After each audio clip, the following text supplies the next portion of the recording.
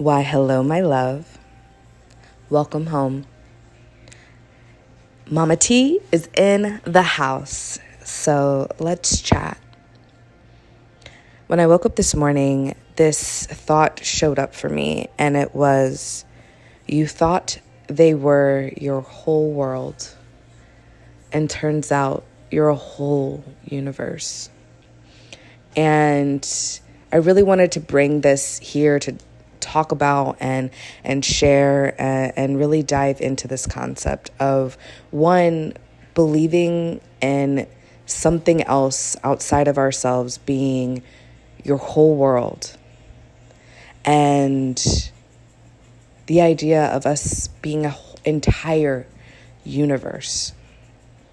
So I recognize this a lot when I'm out and about and I'm talking to other people and they talk about their relationships and the things going on in their lives. And I can also see it reflected within my own experience. And so often we as humans put so much value on and worth and sense of being on something that is outside of ourselves, whether it be family, whether it be a friend, a lover. We create this sort of like attachment to a job, and make that become our identity, our focal point for why we do whatever it is that we do. And while I think it is nice to have, good, healthy relationships and share in, career and find hobbies that we love and all of these things, we have to remember who we are as an individual, right? So like making ourselves greater than all these other little focal points that we get to experience as well, right? Because someone can, I'm not a parent, but I understand the feeling of wanting to nurture someone else, something else, right? So they can be a world to you. But that does not mean that you don't exist, right? When we make ourselves bigger, when we come to that from the idea and the concept that we are an entire universe, guess what? Universes hold planets, hold worlds. So we still get to be the bigger picture.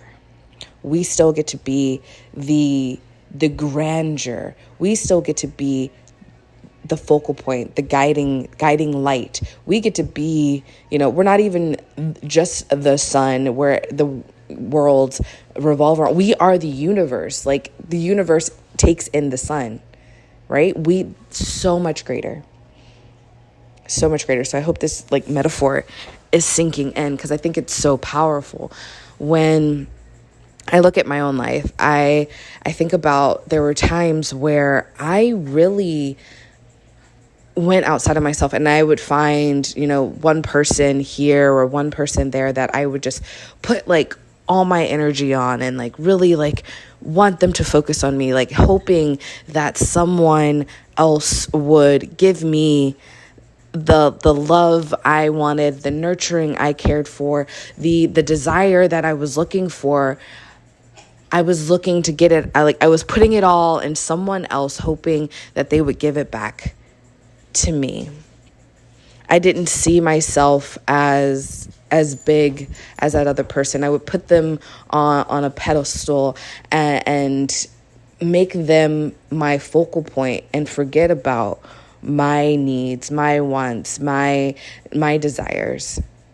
And I'm saying this on a more grand level. Yeah, of course, I knew I wanted, pizza for dinner or whatever. But when I really think about how I thought and felt about myself, a lot of my actions were driven by, I hope that somebody else will love me and nurture me and do these things for me if I pour everything that I have, that I'm willing and able to give into them.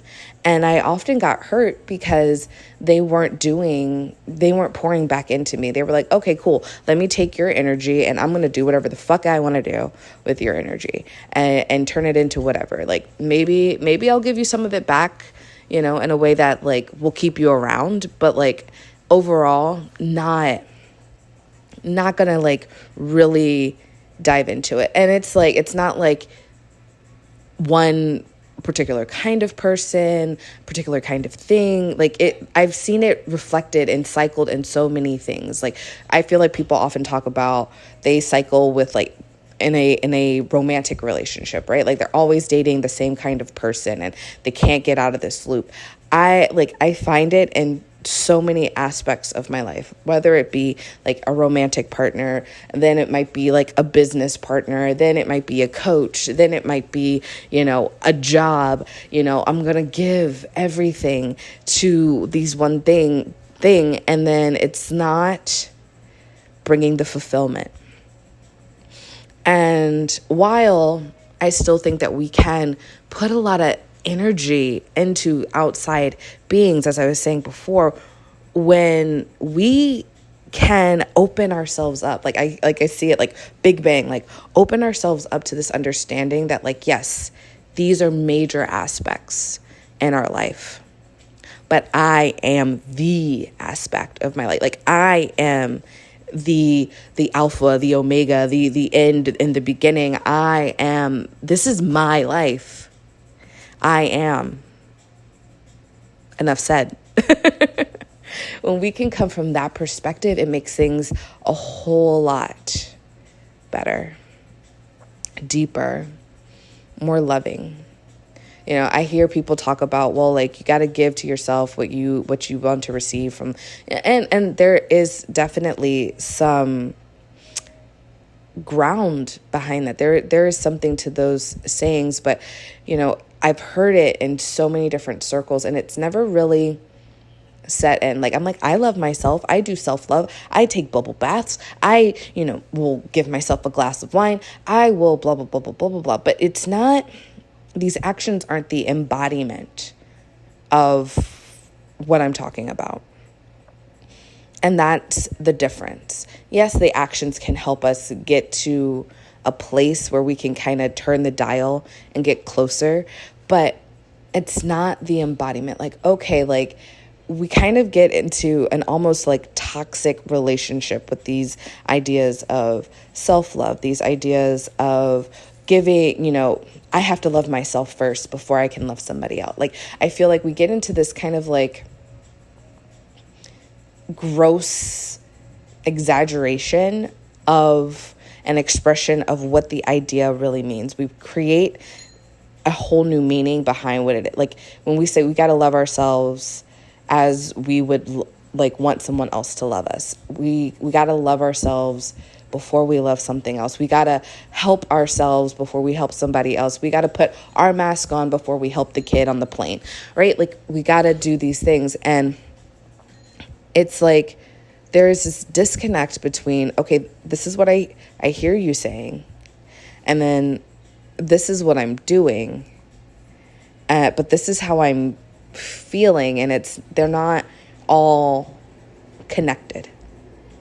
It's funny. I'm like, if you could see my hands right now, like doing all the things, part of me is like, maybe I should record, like video record. And then I'm like, I feel like that would be so distracting. But it helps me emote what I'm saying, so it's fine. Anyways, when everything is connected, it like snaps into place. It makes sense. It really is a true understanding. So we go from, okay, this is what the mantra is. This is what the idea is. This is the point of awareness, if you will. The point of awareness, the affirmation, the idea, the intention. And then we have the action that supports it, right? So like, I love myself. Point of awareness. I am deserving of love. Point of awareness. I am amazing. I am beautiful. I am wonderful. I get to live an extraordinary life so on and so forth. I can run on and on with these points of awareness. And there are points of awareness podcast episodes that are coming forward. Again, if you are a part of the home membership, you can help be a part of the co-creation of a future points of awareness meditation, which I think is super awesome to get to like co-create together and help create a better world, a world full of people that are living extraordinary lives. And anyways, I digress. So we have these points of awareness, and then we take that and we start trying to live it out. And I say trying because it's like, all right, I know I'm supposed to love myself. So how do I love myself? I'm going to eat better. I'm going to whatever, like, go for a run. And there's like this uber masculine push, like grinding, I feel like, that goes with it. That's not quite what the meaning is. Like, all right, I love myself. Like, we're forcing the feeling, we're forcing the idea, right? And I can see that, like, okay, like business, for example. I'm a millionaire, all right? So I'm going to like create all this content. I'm just going to create and just content dump, and anything and everything that I've ever thought of is coming out of my mouth, and it's going on social media, and it's getting out there, and I'm telling everybody, and guerrilla campaigning, all the things. But there's like no connection. There's no embodiment. There's no feeling behind it. It is devoid. It is vapid. It is shallow. I think about like you're meeting someone and you're talking to them and they're just kind of like, there's like nothing there, if that makes sense. Like, oh my gosh. I need to rewatch this video. Like I keep seeing like clips, but there's like the video where this lady's like yelling at like a guy on the airplane and he's like, he's not real. He's not real. And like, I feel like that's what it is. It's just like, it's not real. There's like no substance to it. It is very surface level. And so we have to find the connection, the body, like the feeling, the movement in our body that is like bringing it forward, the actual motivation, like obligation, like doing something out of obligation versus doing something out of love, right? That's where I feel it. I was thinking about this one time, someone was like, well, you should do this for me because of our relationship together. And I was like, I don't know. I don't like how that feels. And I was like, okay, I just kind of let the conversation go because I didn't have the mindset to kind of dive into it in that moment, and they weren't open to like having a deep conversation in it. But later on, when I was like, thinking about how that interaction went, I was like, it's not so much that I don't want to do for another person. It's not about being selfish. It's not about any of these things. I don't want to have to, if that makes sense. Like I want to. And it's kind of funny because I think about how a lot of times I hear usually someone in their feminine, like talking about, I don't want him to, like, I don't want him to do it because like I ask him to. I want him to want to do it. And it sounds silly, but it makes sense. Like I understand where that's coming from, and because I want that for myself. Like I don't want to wake up in the morning and go and start doing all these activities because I have to do it. Going to work, doing whatever. Like I have to make money, so I have to go to work and I have to be here for however many. Like I want to do it because it lights me up. It makes me happy. I am working from a place that feels like I am giving the best of myself. I get to be the best of myself when I'm doing these activities. Like, there's the like cleaning because someone's coming over and I have to get it all done. And then there's cleaning because like I really love when my space feels fresh and the energy is like, there's like a whole different connection within ourselves when we come at the same exact action from an embodied space.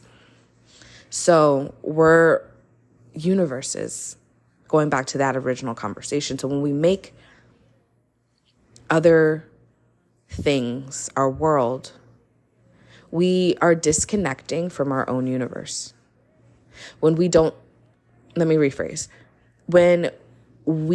see ourselves as an entire universe ecosystem, like as big as we actually are, when we limit ourselves to only this focal point that is something outside of ourselves, we don't have the full connection. We don't have the full experience, the embodiment of what we are looking for.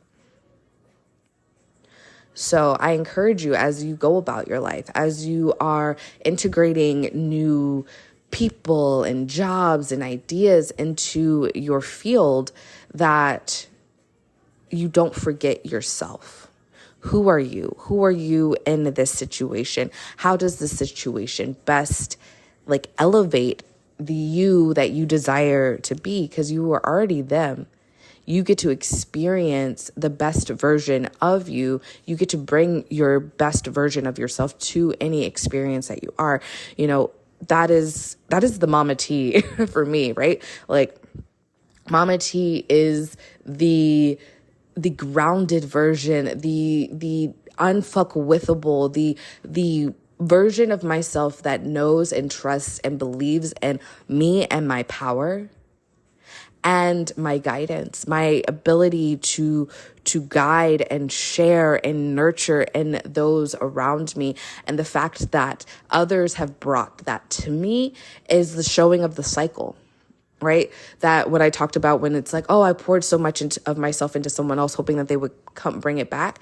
When I do what I naturally do and I love doing it and I feel embodied, and someone hits me back with oh, Mama T, that is that full circle. I'm doing it not because it's like I'm a robot and I am devoid of any emotion and I have to do it. And this is the algorithm that's telling me to show up and do the thing and hope and it will spit out the result that I am looking for. No, that is not. It is just oh, this is me being the most me that I can be. And it's the best version of me and the version of me that loves me and me. It is my divine gift and talent showing out and showing up and getting received. And in turn, receiving the love, the nurturing, the exaltation. It's a beautiful flow, an infinite flow, a wonderful cycle. So we have to really step back. So the invitation is to step back and see yourself as the universe that you are, right? You are the universe that gets to support this entire solar system of worlds that you choose to hold dear. So don't bring yourself down to being a world. Step out and be a universe. I hope that brings you a little bit closer to home, if not home already. And I invite you, if you are not already a part of the home membership, to become a part of it. Because Mama T is in the house, and I am whipping up some greatness, some love, some nurturing, some comfy, just goodness for you. If you're not familiar with what the home membership is, it is a virtual space. The group is held on Facebook, and you can look forward to monthly intention settings. You can, I like to go with the cycles. So intention setting with the new moon, which is where we can grow and expand. The intention behind the new moon, it's fresh, right? The moon is gone. While the moon is still technically here, we can't see it from Earth, right? And so the idea is that the slate is wiped clean and now we can set new intentions, right? So we can set new intentions, and those new intentions become the inspiration for our points of awareness and the conversation that comes into the future podcast episodes that share the points of awareness for the month. And then we can look forward to also a channeling session, and channeling with me to give some guidance and inspiration, sometimes led by tarot, sometimes a direct line just really needs to like come out and talk to you. And so that channeling can help with guidance and orienting on your intention that you're looking forward and working on. And then from there, there's also group coaching. You can, get together once a month and really chat about what's going on. And, channeling most likely is going to happen in that space as well, but it's more of a set out. I don't know, like one is like, I feel like more of a very intentional sacred space, more ritualistic, and the other is more strategic.